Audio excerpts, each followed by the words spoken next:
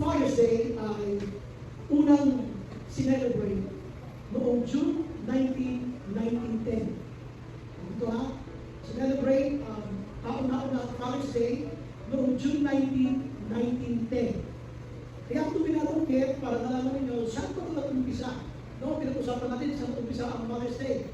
So, ito ay nag-umpisa ang Father's Day nung nakapakinig ang isang babae ang nakipaglaban na dapat may Father's Day, nung nakapakinig siya ng isang sermon sa isang Father's Day. So, nakikinig siya ng sermon kung sa Father's Day, at naisip niya bakit yung aking father ay hindi ma-celebrate na dapat may celebration day ang Father's Day. So, ipinakipaglaban niyo ang pangalan ng babae ito ay si Sonora Smart Dunn. Yung daw niya B.O.B.D. Sonora Smart Dunn. Sabi niya, dapat ang Father's Day ay sineselebrate din. Bakit Father's Day lang? Sinabi niya ito sapagkat pagkatapos mamatay yung kanyang nanay, ang nagpalaki na sa kanya at sa kanyang mga kapatid ay yung kanyang tatay na tumayong senior parent at hindi nag-asawa. Ilan sila? 6. Lahat sila ay inalagaan ng kanyang tatay. Do you imagine? Kaya sabi niya, nung makita niya ang sakripisyo ng kanyang tatay, sabi niya dapat sineselebrate din ang Father's Day dahil sa sobrang sakripisyo ng aking ina. Kinilala siya na US National Holiday noong taong 1972. Noong taong 1972, doon lamang siya kinilala nung ang presidente ng Amerika ay si Richard Nixon. Salita, walang Father's Day kung walang babae na ipaglaban. Folks, saan ako sa mga babae na yan? Ang babae talaga at consistent, makakasaan mo siya sa salita ka natin. Ipinakipaglaban kaya meron tayo Father's Day. Now, punta tayo ngayon dito sa Bible, sa buhay ni Abraham. Gusto ko discuss dito yung word na spiritual integrity. Ano yung spiritual integrity? Dito kasi maasahan mo yung integridad ni Abraham. Why integrity? Pag sinabing integrity, what do we mean by that? Pag sinabing integrity, ito yung may nakakakita man o wala, hindi nagbabago ang tunay na ikaw. Kumbaga, Kristiyano ka, saan mo man makarating, may kahirapan man o pagkinawahan, yung Kristiyano na hindi nagbabago ng buhay. Ang tawag doon ay integrity. O kung sinabi mo, yun din ang yung ginagawa. Yun din ang integrity. Kaya ganito. Ang sabi ng Diyos, pagkatapos pagpalaki ng Diyos, si Abraham, pagkatapos siya bigyan ng anak, sinulo si Abraham doon sa kanyang ibigay. Ang sabi ng Panginoon sa verse 2, then God said, take your son. Ano ito sabi? Take your son. Ito yung mga Lord, take your son, tapos, your only son. Alam ni Lord, isa lang ang anak ni Abraham, dahil isa lang naman talaga kanyang binigay. Kaya ang sabi ni Lord, in-emphasize niya kung anong klaseng anak meron si Abraham. Take your son, your only son. Alam mo, only son mo lang yan. Alam mo, mahal mo yan. Take your son, your only son, whom you love. Na ang pangalan ay Isaac, alam ni Lord, specified. Kumbaga, alam ni Lord lahat ng mga binigay niya sa iyo. Hindi ka ng trabaho, hindi ka ng posisyon. Lahat ng binigay sa iyo, Lord, magkano kay Lord. Ngayon, kung bigay niya sa iyo, susukutin niya yan. Doon sa bigay niya sa iyo. Ang bigay niya sa kay Abraham, si Isaac. Ang sabi ni Lord, sacrificing. Sacrificing, ibig sabihin, iaalay mo siya as a burnt offering. Ano ba yung burnt offering? Ang burnt offering, ito yung pag-aalay ng isang tao doon sa, kung tawagin natin na ating mga para sa may alta, susunod rin. Pero pag sinabing burnt offering, not necessarily na tao. Ito ay pwedeng hayop, pwedeng ito ay tupa, o kaya manusok na api. Pwede itong hayop, pero madalas sa kanilang mga sinusunod, ang sabi dito ng Bible, pag hindi sinunod, papatayin mo yun, pag hindi sinunod, yung kanyang amoy nagsaserve as an aroma. Kumbaga nakikiisap na sa handog sa Panginoon. Pero dito, ang ihahandog ni Abraham, hindi hayop. Yung bigay ng Diyos na anak niya. Ngayon, pwede siyang magtanong, Lord, bakit mo anak ko? Kasi it was not a practice in the Jewish times. Ang burnt offering na ang nag-aalay ay, na ang inaalay ay tao, ay hindi ko ugalian ng mga Hudyo. Ito ay kaugalian ng mga neighboring countries ng Israel. Pero sila hindi, kasi alam nila yung thou shalt not kill.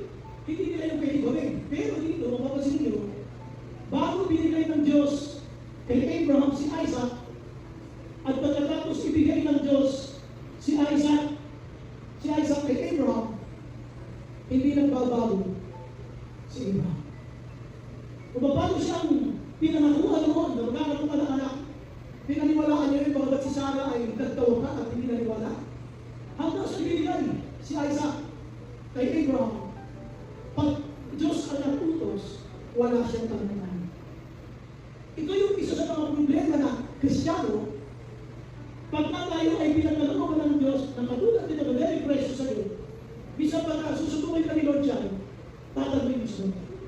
Si Abraham, hindi nagtanong. Bagkus, sabi ko na rito, kasi meron itong next slide, pagkaan natin siya.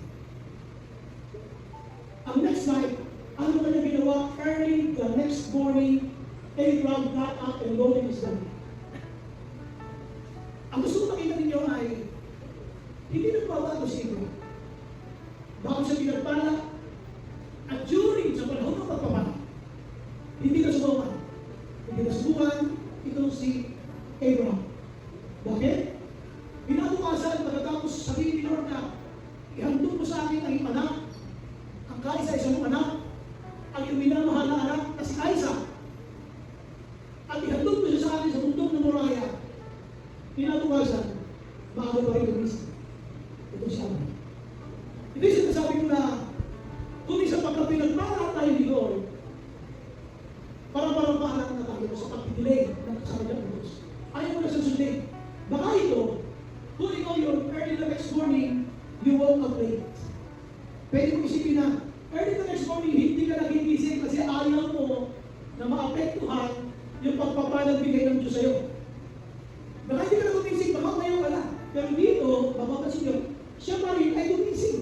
Early, the next morning, early. Ikaw nga sa church, hindi ka makapunta ng early. Sabi mo sa tayo mo early.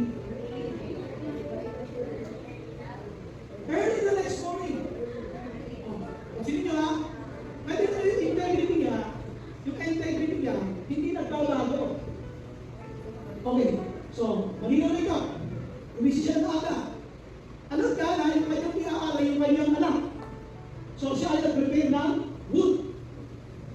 Kaya ka dami. Pwede yan cut enough wood. Pwede naman niyang kulangan. Ay, Lord, nagkamali ako ng tansya. Hindi ako magpadala ng saktong dali ng wood na paggatod. Tuloy ang nasunod paalam. Maihaalay? Tuloy paalam nasunod. Hindi nabot yung kamay, yung tiyan, yung ulo. Wala. Kasi Lord, hindi ko po tansyado kung gano'ng kadami ang dapat na wood. Pero dito alam niyo, you woke up early the next morning, tapos sa kanyang pinutol. Enough wood. Sabi mo sa tayo, enough wood. Saba, enough wood. So enough. Tama lang. So, mapapansin ko dito, yung kanyang integrity kayo, hindi nagbago. Pasok tayo dito. Another proof. Alam niya, ang kanyang iaalay doon, ang kanyang anak niya, no? When you cut off enough wood for the burnt offering. Alam niya, iaalay, susunugin ang kanyang anak. Pero pagdating dito sa verse 5, sabi niya sa mga servants niya, ito na kayo ha, stay here. We will come in while I and the boy go over there. Para ano? Para kalay mo siya. Ang sabi niya, we will worship. Pupunta kami doon para sumamba, and then we will come back to you. Ito yung sinasabi ko, kahit mga nakataan sa Wednesday, or hindi sila sito.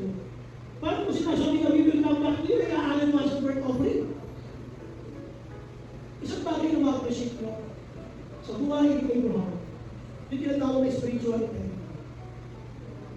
How's your father? Minsan tatay natin pag nahirap na sitwasyon, kakapit na tayo sa Panginoon. Hindi na natin nahawakan sa salita ng Diyos. You have to be grateful if your father is a Christian, if your spouse is a Christian. Lalo-lalo na ang mister mo o tatay mo ay Christian. Madalas sa susukuran ang tatay na yan. Pag binalahipuan sa napakahirap na sitwasyon. Pag ganito makahirap, pagkapos na, kumusta bang attitude ni tatay? Kanino ba siyang nakapit? Kay Lord o kay Loto? Saan ba siya nakapit? Kay Lord pa rin ba? O sa Loto na? Sana? Dito rin natin mabuti. Teka nga muna. Sino rin magumaya na sa Loto? Hoy, balik kayo!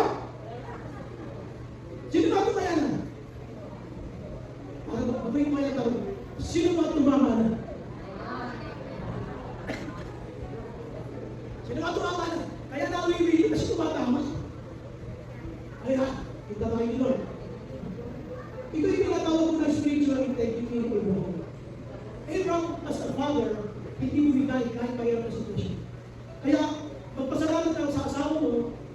Kristiyano, kay tatay, kay daddy, na kahit ngayon na sitwasyon, hindi nawawala yung kanyang pananampalataya sa Panginoon. Na kahit na anong mangyari, paniniwalaan niyang pilit ang salita ng Diyos. Patuloy niyang hawakan ang pangako ng Diyos. Kaya dito ko mapansin niyo, ang tawag dito spiritual integrity. Noon wala pa. Noon wala pa si Isaac. Noon wala pa yung blessing, pero nakita siyang tapat. Noon may blessing na siya, natagpuan pa rin siyang tapat. Sabihin mo sa katabi mo, sana ka naman. Sa kabila naman, sabihin mo, sana ka pa rin. Would you imagine, i-atras lang natin ha? Ito yung spiritual integrity na po. Grabe, it was a test. Tingnan nyo ha. When God said, take your son, your only son, whom you love, Isaac. Alam na alam ko kung gaano mo yung kamahal. Alam na alam ko kung gaano mo yung mahalaga sa'yo. Pwede yan ay negosyo, pwede yan ay trabaho, pwede yan ay tao. Alam mo gaano mo yan kahalaga sa'yo kung gaano mo yan minamahal. Pero pwede ba, subukin na kita. Sabi ko doon, ano gagawin? Sacrifice mo siya sa akin. Sa mag-sacrifice him. There, as a burnt offering, ialay mo siya para sa akin. Tapos dadalhin kita doon sa lugar na dudok na muraya, pero pagdating mo doon, tsaka ako na lang sa'yo ipakikita kung saan part ng muraya mo siya ialay.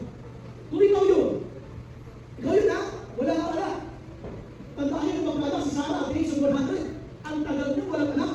Tapos ay marinig namin ng asawa. Gusto mo siyang ialay, kaya gano'n, iba na lang, huwag yan. Lord, sa daang tutang mo, pero kung ano bakit sa isa ko na? Sometimes we are good in reasoning, and we tend to forget that the one who provided for the blessing was the one asking for it. Nakalimutan ko na ang nagbigay ng mga magbaba na meron sa iyo, ang Diyos na humingi niya tao sa'yo. Guys, and when we forget this, nawawala yung spiritual integrity natin. Nagkakaroon ng selective obedience. Susunod ka lang, bakit hindi mo convenient sa'yo? Sige na, susunod ako sa'yo, pero ba? Ito na pinag-uusapan, kukunin mo na sa akin yung bigay mo, nagkaroon. Huwag naman. So it's a testing. Dito sa mga pagsubok na to, nakikita kung paano mo pipiliin ang sumunod sa Diyos o mga nagwiral ka sa Panginoon Diyos. Kaya tinigyan ako kayo yan, ibig sabihin mo agad, hindi na. Kahit ako namumuhay sa alarm na, hindi ako mag-a-alarm kung Christus yan. O, oras na para maghandog. Ano handog? Jesus. Alam niyo Jesus? Hindi na naman niyo sa alarm na. Jesus. Paalam-alam ko ba, ano mo bumago? Ano sabi niyo yung nabubuhay kasi Defense of Santiago? Alam mo parang ang Nudens. Sabihin niyo ba kaya?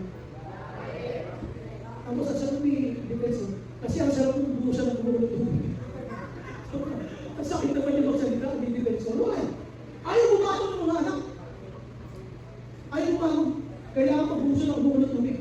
Sabi ko ulit ko lang, this proves his integrity. How are you? Siyempre, dahil Father's Day ngayon, bakit natin sa tatay? Tatay, kumusta ba yung ating integrity? Ikaw ba Kristiyano sa loob ng church? Ang pagdating sa bahay? At pagdating sa trabaho? O kaya paglabas ng church? May mga tatay na nababago ang ugali pag lumabas ng church. Kahit pati nanay, kahit pati mga anak. Pero natabatan ng Father's Day ngayon, kaya pupukusali sa tatay. How is your spiritual life? Pag nasa church at tinatawag si Lord, pag may kahirapan sa bahay, sinuot na. Oy, tumaya ka nga doon sa ano. Wow, sinutusan pa yung anak. Sino na mga tumaya? Mag-offering ba yan? Oh, bibiro lang ako ha. Punta natin number 2. So si Elma, dapat makita sa kanya yung spiritual integrity. Now, ito na. Number 2, bakit natin sinabing mabigat ito para kay Abraham? Bilang isang ama, ang utos sa kanya, ihandog mo sa akin ang iyong anak, ang kaisa-isa mong anak, ang minamahal mong anak na si Isaac. Grabe ang description. Alam na alam yun how you hold dearly with your son na ang nagbigay din naman ang Diyos. Kumbaga, dito, pinapakita na ang Diyos na nagbigay sa iyo ng Isaac, sabihin na natin blessing, ang Diyos na nagbigay sa iyo ng blessing, ay siya rin yung Diyos na kayo mang-alis yan pag ginusto yan. Dito, sa number 2, nung hapon sila ay naglalakbay at dala na ni Isaac yung enough wood at dala na rin ay yung aboy. Sabi ko ng Bible, sila ay naglalambay mag-ama. Mag-ama. And they traveled. For 3 days, na nagtravel sila, hindi yung madali para kay Abraham. Sabi nga dito, sa verse 7, kasi dito, sabi ng Bible, they went on together. Sila ay naglakbay na magkasama. Habang sila naglalakbay, walang ibuhan.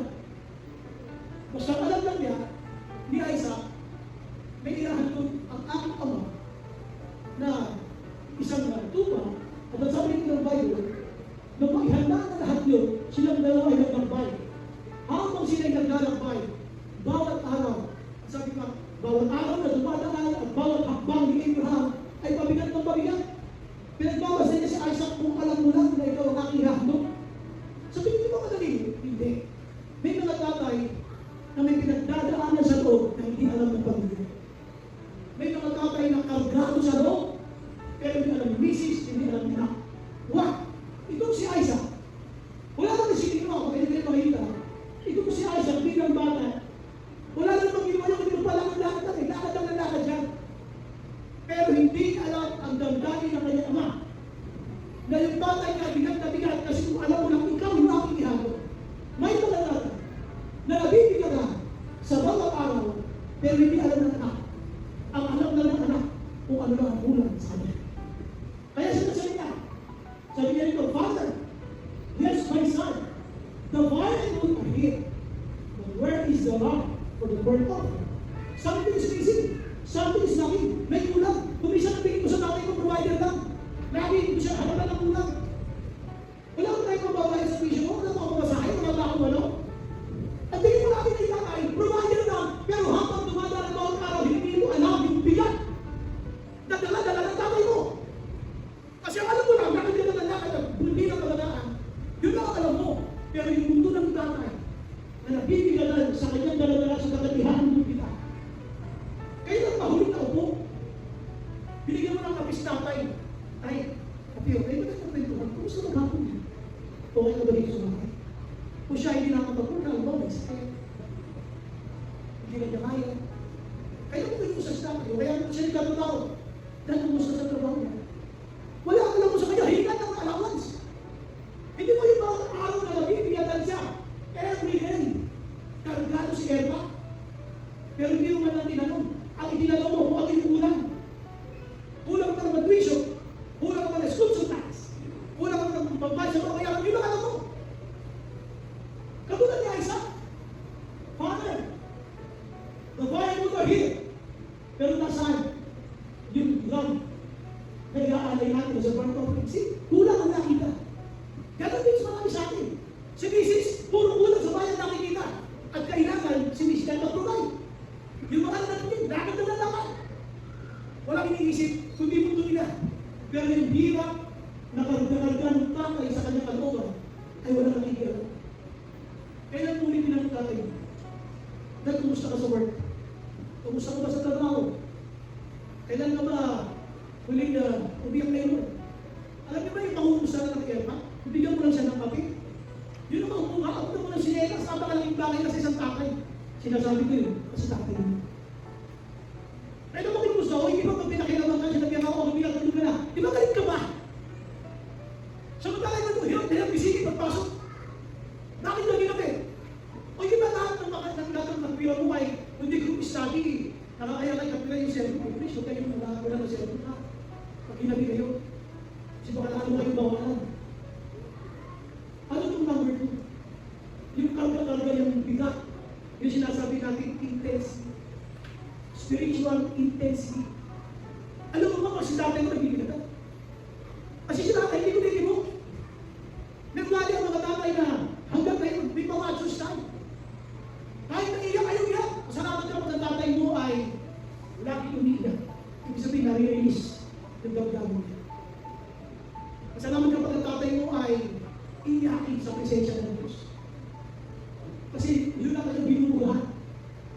Pero minsan na, yung hirap na kanyang daladala, yung bigat na kanyang daladala, wala namang bakit si Mrs. Ang alam ay Mrs. yung sweldo mo. Wala namang bakit yung sweldo mo. Nasa na? Bakit mo na? Eh yung anak, wala namang pakialam. Ang alam sa malaking mga kalas nila.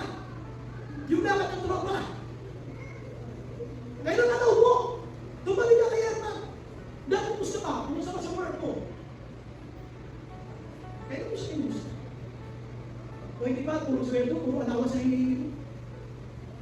Kahit man lang siya, bigyan na lang ng kahit man lang sabihin natin yung isang tsintaman lang na mayroong natin or what, makapasaya na siya ito. Kasi naalala ko siya, pero yung pinigil ko. Kung minsan, ang lakas pa lang loob natin, tayo mga anak, hindi mo kinigoy mo, yung tatay mo.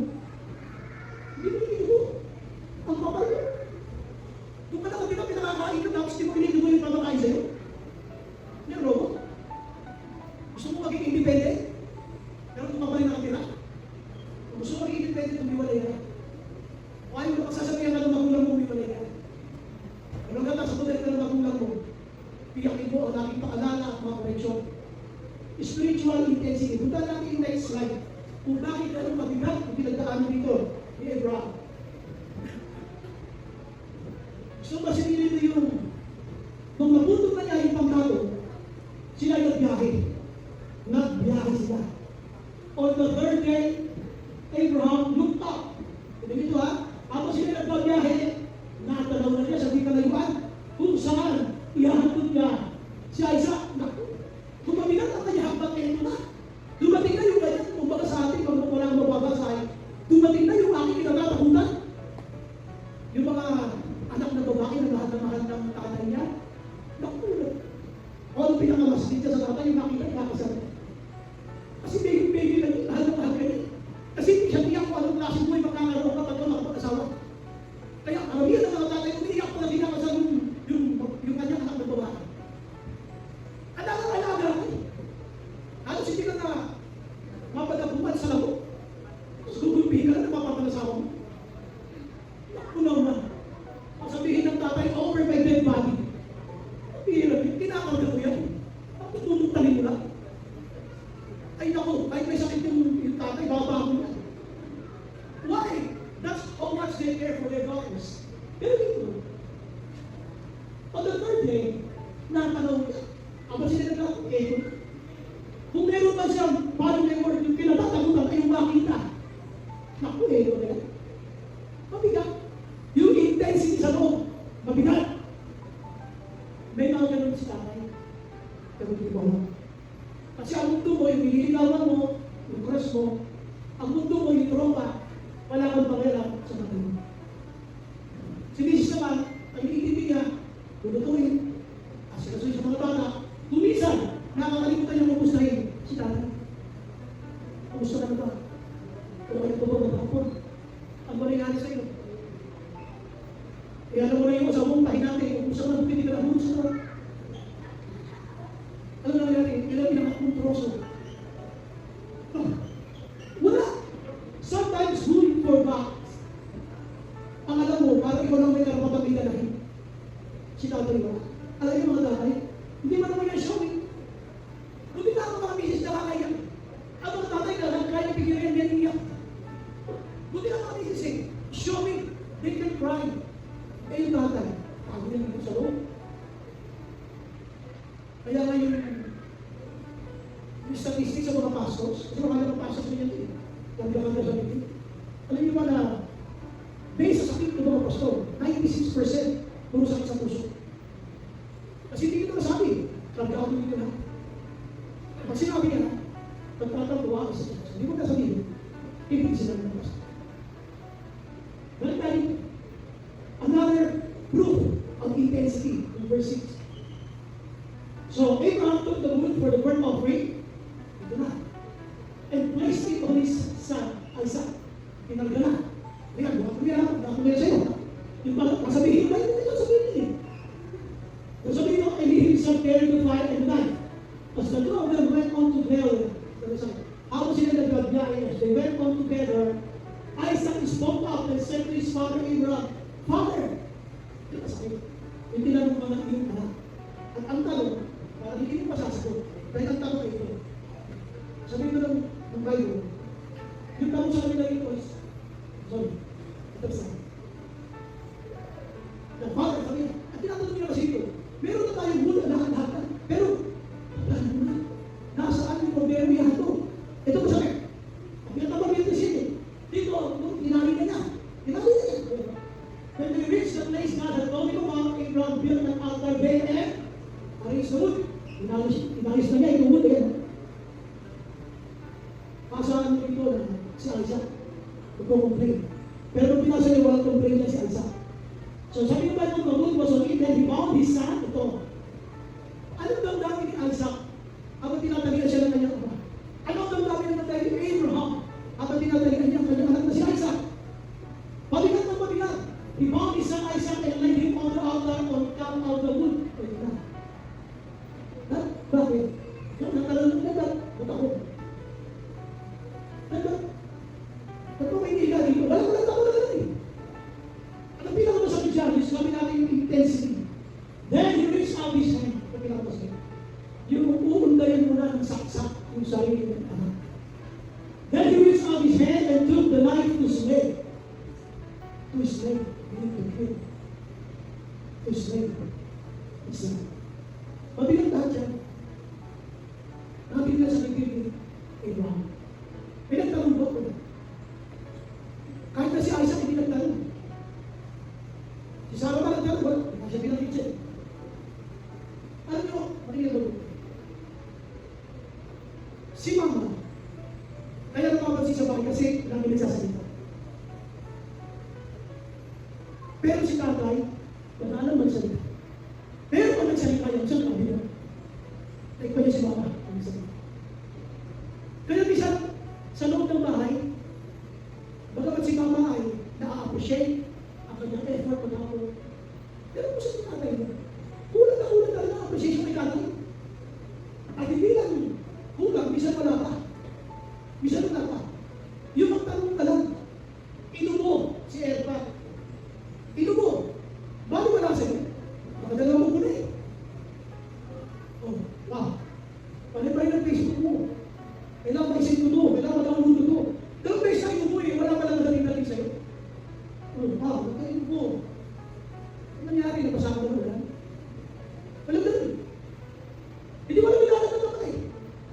Hindi mo alam, sa palagi lang na. Kasi kinabukasan, nagtataka ko, magandang malaman. Kailan mo i-appreciate siya Eva? Kailan? Di ba tayo yung artista na patay, nakaraan? Di ba napaka namin?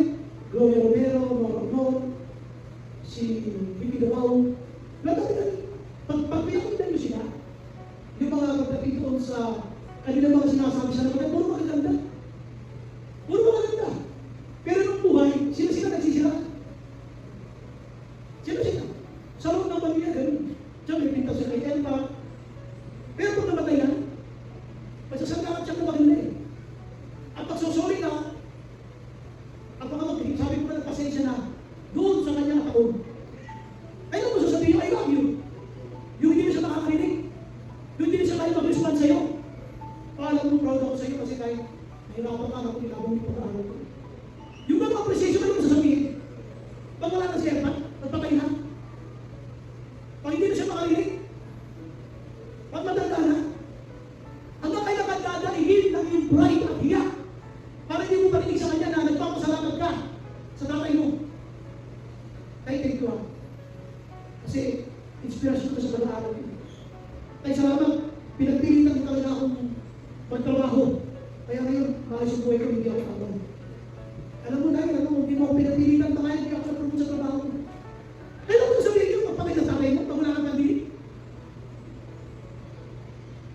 200 plus ang namatay sa El India class. Grabe. Ito kami groups na ang kamatayan comes to everyone. Paano magtatay mo sa doon? Hindi mo na nakausap. Yes, may nag-iisang survival. Pero paano matitiyak ang survival doon, tatay mo? Kaya mo siya, sige na po sa salamatan. A simple text, a simple chat, kung nasa malalim mo siya. I don't think you're not in good terms with your God. Pero the Bible says, obey your parents. Love your parents. Ang sikreto para magpalain ka ng Diyos, ibigin mo yung mga pagkakas. Kahit kayo, ibigin mo Diyos. It's a command. Obey your parents. Kasama doon si Papa. Bisa pinakinggan natin si Mama. Alam niyo, sakit ka para sa isang tatay na ang sinusunod mo lang, ginanay mo, ako hindi. At masakit din sa isang tatay na narinig kang sinasagot mo yung nanay mo, na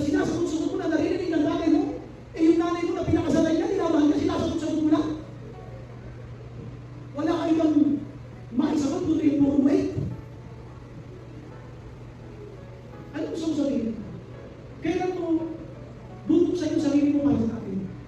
Kaya, ano ka tingin ka kung bukas buhay pa siya? O ikaw buhay pa? Hindi lahat ng tatay bago magkakasalamat kung sila Kristiyano. Pero yung intensity, yung bigat na kalkalal ng tatay, they are also human beings. Kung ikaw marunong ka masaktan, ganun din ang tatay. O ang natin nasasaktan, ganun din ang tatay. Pero minsan kasi ang tingin ko sa tatay, very strong. Very strong match si daddy. Hindi ko. The intensity, na hindi mo na pinupusta yung Syria, kung ano yan, ay di na niya Abraham. Alam mo ba pag nabibigatan na yung asawa mo? Alam mo ba pag nabibigatan na yung papa mo? Kailan mo yung ako sabi? Siguro for I start mamaya, bigyan mo ng padala mo ng 6,000. Dad, magkasama ka.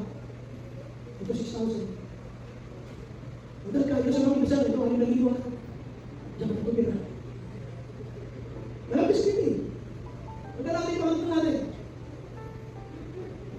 Yan. Ito yung pangalan natin. So ano ating dream? Ano ating dream?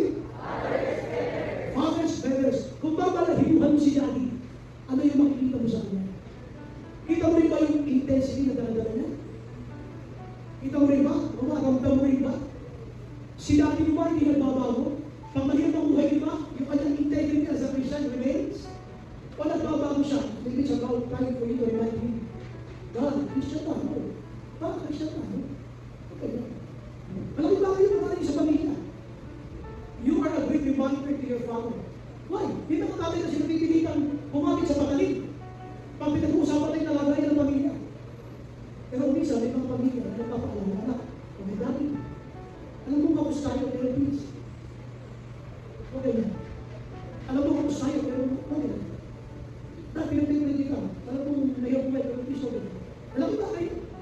Narinig siya, nagpapasalamat din ng isang dati na meron siyang pamilya, God-feeling. Pero meron ko sasabihan. Kaya mo siya sasabihan. So dito yung pangalan natin, pansinin nyo yung sagot kasi kanina ni Abraham para kay Isaac. Sabi yung father, nasabi na yung fighting wood.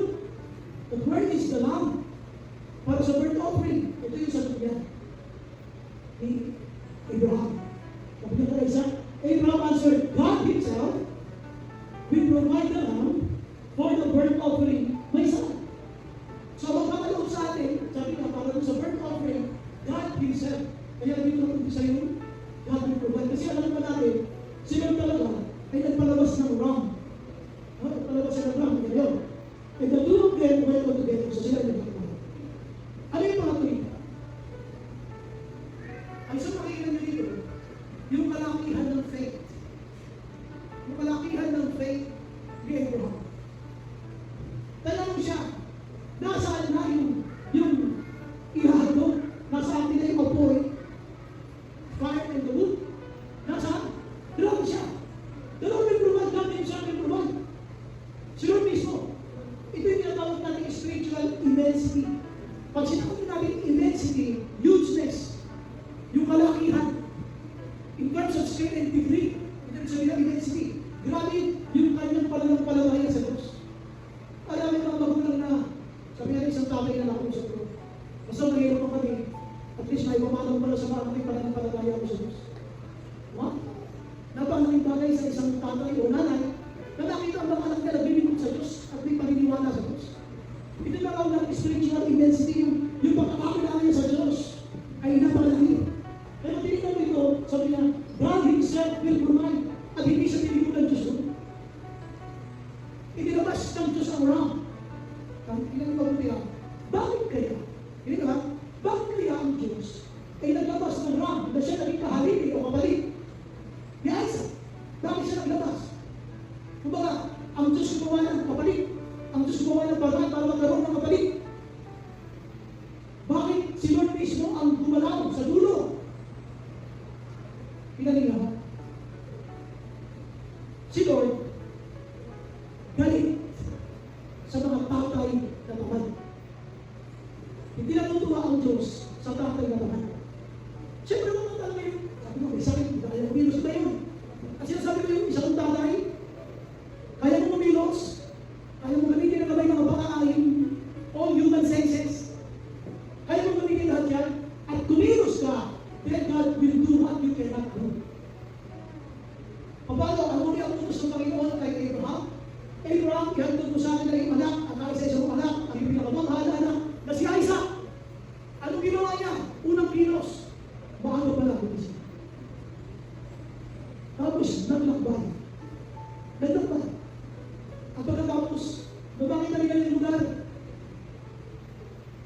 tinali si Isaac.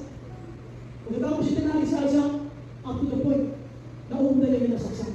Not only through action words. Hanggang ang Kristiyano ay gumagalaw. Hanggang ang Kristiyano ay dumadaraho ng kanyang pwedeng gawin. Yung hindi mo na kayang gawin, Diyos na ang bibigyan ng tulong. Kaya mapapansin nyo, lahat yung ginalawan niya. Lahat yung ginalawan niya. Pero dito, ang sabi na lang niya, despite, iwala natin yung ilaw dyan. Kaya si Lord, nag-provide. Ako sumusunod na sa kanilang ginagawa mo yung bahagi mo. Hindi ka tamad, natatay. Tumikilos ka, natatay. Maayos ka, natatay. Natiniwala ka sa Diyos, natatay. Yung hindi mo na kayang gawin, Diyos na ako. Walang pangalan. Kaya kung natin dito, pag sininiwan kayo, yung spiritual immensity, yung kalakihan na kanila ng palalaya, yung sasaksakin niya na yung bata, ni-reward siya ni Lord, ito yung ating recommendation. Do not lay a hand on the boy. Nung sasaksakin niya na, huwag mo sakta ng bata. Do not do anything to him, huwag mo siyang gagawa ng kahit na ano. Do not do anything, do not do anything. Now I know, that you fear God. Ngayon nakita ko na may dapat ko sa Diyos because you have not withheld from me your son, your only son. Ito yung sabi ko na, wow, yung pala may isang kakantiin lang Diyos yung trabaho mo, kakantiin lang Diyos yung negosyo mo. Ano ba yan? The blessing na bigay sa inyo, magpakilan di pala nila, it's a test. Yung una yung pagsubok, natitignan ng Diyos kung kaya kayo magpalit para sa akin because you have not withheld from me. Hindi mo pinagkait sa akin. Your son and your only son. Meron dito commendation. Ino-comment na, grabe ang faith mo sa akin. Grabe, naniniwala ka talaga na ang iyong anak na si Isaac ay galing sa akin. Alam mo, napakalagang nakita ng Diyos na lahat ng meron tayo, pinipilala mo, lahat yan ay galing sa akin. Kaya pagdating dito, verse 15 na, the angel of the Lord called to Abraham from heaven, ay second time. Bumaba ulit. Nagsalita ulit yung anghel. Bilib na bilib. Doon sa klase ng pananampalataya ni Abraham. The angel of the Lord called to Abraham from heaven a second time. Dito din ang recommendation. Ito na yung declaration. Ang sabi ng angel, I swear by myself, declares. Declaration na. Dinideclare. Si Lord ay nagdideclare if God wanted to bless you. Kapag gusto mo i-bless ni Lord, maging siya ng declaration para sa iyo sa pamilya mo. Kaya sabi nito, I swear by myself, declares. It's a declaration, declares the Lord, that because you have done this, hindi mo pinakait sa akin, ang kahit sa isang pala, kaya sabi niya, because you have done this, and have not withheld your son.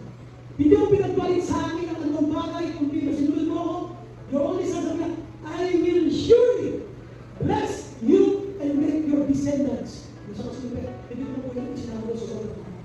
The only problem na gusto ko lang isolve natin ngayon. Ang tingnan sa descendants, we have take possession of the cities of the enemies. Ibig sabihin, kapag nalusundan mo yung mga pagsubok na pinapayagan ng Diyos na pagdaanan mo, at ikaw ay mananatiling na ng pagdadaya sa Kanya, hindi yung sayang. Pag sila natutuwa, lalo kanyang pinagpapala. Pero kapag ang Diyos ay hindi natutuwa, ang lahat nawawala. Ayun, and through your offspring, all nations on earth will be blessed. Because you have obeyed me. Ngayon sa problema, pagkakantiin mo nito, yun ang nabigay ko sa iyo. Halimbawa, magandang trabaho mo, sasabihin mo, anak, mag-resign mo dyan. Lord naman! Pinag-pray ko doon. Meron mo magandang negosyo. Anak, pinawag mo yan, ipagawin mo. Lord naman! Pangalan. Hindi mo na. Sabi ko ni Lord, dahil nakita ko, sumunod ka sa akin, hindi pinagkait ko, I will bless you. You will be blessed because you have obeyed me. What is the key word? The key word is obedience. Because, because you have obeyed me. Dahil sinunod niyo ako, dahil sinunod mo ako, sabi ko, pagpapalaan. Ikaw sa ating team. Ano yung ating team for today? So, fathers, fathers. So, pag pinanahitungan si Elpa, mapapakinaga ang kanyang naging konsulta. Kumusta yung kanyang spiritual integrity? Tayo nga, pag nag-Elpa, pag labas ng church, maayos tayo na balik. O hindi ko alam mabait sa loob ng church, sa loob ng fellowship, kapag may tusen. Kumusta ba yung spiritual intensity? Yung bigat na dala-dala mo, nakaka-apekto mo ito para hindi ka maging maayos sa pagiging sa Panginoon? Kung isa yung bigat na nagdala mo, ay nagiging dahilan para hindi ka makapag-maayos. So, maging maayos yung pagiging mo sa Panginoon. Kasi ang nagdala mo eh. Pero dito, sabi ni Lord, kahit nabibigatan siya, hindi namin bigat ka ito. Pag tayo mo ay burden, pag tayo mabigat na dala-dala, isa din naman tayo sunod sa kanya. Right now you. What happened to Abraham? Basahin yung Genesis 22 verse 1. God tested him. It was a test. Sana, pag ikaw ang sinuto, hindi mabibigo si Lord sa pagsubok. At ang pagkato natin, spiritual intensity, your faith, yung malakihan na pananampalataya mo, base sa iyong karanasan sa Panginoon, mananatili ba? Ito pa rin ba yun? Siya pa rin ba? Dito sa sungkulan, na kundayan niya ng saksak yung kanyang anak, gagawin niya bilang pagsunod sa Panginoon. Pero, kung nakita niyo na susunod ka, huwag mong saktan ng kasi. Si Lord, di ba utos siya din yung umawag? Kasi ang makita ni Lord, na kaya mo sumunod sa kanya, hindi mo kaya ipagkait, tama kanya hinihiling. Because you have obeyed me, I will bless you. Bila ikaw, up to your descendants, habang sa iyo, pasanin lahat. Ay pagkakala. Okay, muna tayo sa ating conclusion. A father is someone you look up to, no matter how old you are. Ang tatay mo ay mananatiling siya yung taong tinitingnan mo kahit gaano ka nakapangkal. Sabihin, kahit gaano ka lang nakarating mo sa buhay.